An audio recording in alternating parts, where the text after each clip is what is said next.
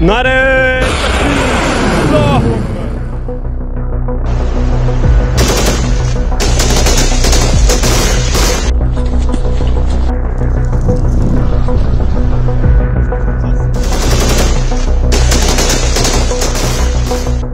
কাশ্মীর ইস্যুতে গত মে মাসেই রক্তক্ষয়ী যুদ্ধ করেছে ভারত পাকিস্তান।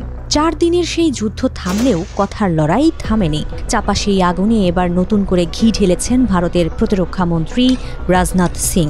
পাকিস্তানের সিন্ধু প্রদেশকে নিয়ে তার করা এক বিতর্কিত মন্তব্যে এখন ফের উত্তপ্ত দিল্লি ইসলামাবাদ। 2 পারমাণবিক শক্তিধর দেশের মধ্যে শুরু হয়েছে বাগযুদ্ধ। রাজনাথ সিংয়ের বক্তব্যের তীব্র নিন্দা জানিয়েছে পাকিস্তান। 1947 সালের দেশভাগের সময়ে পাকিস্তানের অংশ হয় সিন্ধু প্রদেশ।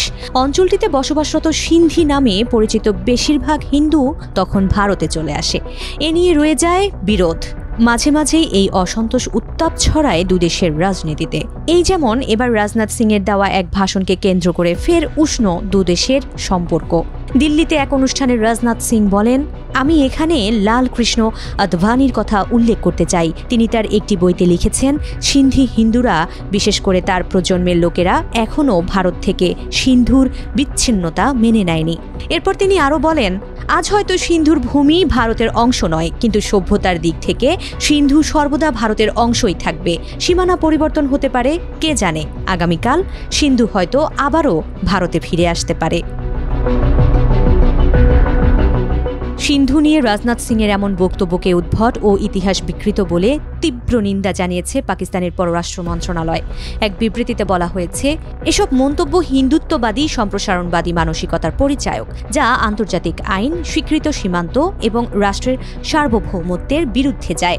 আমাদের আহ্বান, রাজনাথ সিংহ ও অন্যান্য ভারতীয় নেতারা যেন এমন উস্কানিমূলক বক্তব্য থেকে বিরত থাকেন, যা আঞ্চলিক শান্তি ও স্থিতিশীলতা নষ্ট করতে পারে। বিবৃতিতে আরও বলা হয়, ভারতের উচিত নিজ দেশের নাগরিকদের, বিশেষত সংখ্যালঘুদের নিরাপত্তা নিশ্চিত করা। যারা সংখ্যালঘুদের বিরুদ্ধে সহিংসতা উস্কে দেয় বা ঘটায়, তাদের জবাবদিহির আওতায় আনা, ধর্মভিত্তিক বৈষম্য ও ইতিহাস বিকৃতির মতো সমস্যা সমাধান করা উচিত। সেই সঙ্গে উত্তর পূর্ব ভারতের নাগরিকদের পরিচয় ভিত্তিক নিপীড়ন ও কাশ্মীর ইস্যু নিয়েও নয়াদিল্লিকে খোঁচা দেয় ইসলামাবাদ। এর আগে কাশ্মীরে পর্যটকদের উপর হামলার ঘটনায় মে মাসে 4 দিনের রক্তক্ষয়ী যুদ্ধে জড়ায় ভারত পাকিস্তান। যুদ্ধে 2 দেশেই যুদ্ধবিমান, ক্ষেপণাস্ত্র, আর্টিলারি ও ড্রোন ব্যবহার করা হয়। প্রাণ হারায় ডজন খানেক মানুষ। পাকিস্তান দাবি করে ভারতের 6টি যুদ্ধবিমান ভূপাতিত করার। বিপরীতে ভারত প্রথমে অস্বীকার করলেও পরে কিছু বিমান হারানোর কথা স্বীকার করে। 4 দিনের সেই যুদ্ধ থামলেও উত্তেজনা থেমে নেই। 2 দেশের সামরিক ও রাজনৈতিক নেতারা পরস্পরকে লক্ষ্য করে একের পর এক বক্তব্য দিয়েই যাচ্ছেন। অক্টোবরের শুরুর দিকে পাকিস্তানের সেনাবাহিনী হুঁশিয়ারি দেয়, ভারতের সঙ্গে ভবিষ্যতে কোনো সংঘর্ষ হলে তা ভয়াবহ ধ্বংস ডেকে আনতে পারে। জবাবে ভারতের সেনাপ্রধান জেনারেল উপেন্দ্র দ্বিবেদী পাল্টা হুঁশিয়ারি দিয়ে বলেন, পাকিস্তান যদি মানচিত্রে টিকে থাকতে চায়, তবে রাষ্ট্রীয় পৃষ্ঠপোষকতায় সন্ত্রাসবাদ বন্ধ করতে হবে। ভারতের বিমান বাহিনী প্রধান অমরপ্রীত সিংহ দাবি করেন, মে মাসের সংঘর্ষে ভারত পাকিস্তানের F-16 ও JF-17 শ্রেণীর 5টি যুদ্ধ বিমান ভূপাতিত করেছে। আর রাজনাথ সিং জানান, আমাদের সেনাদের হাতে অস্ত্র আছে, মনোবলও উঁচু।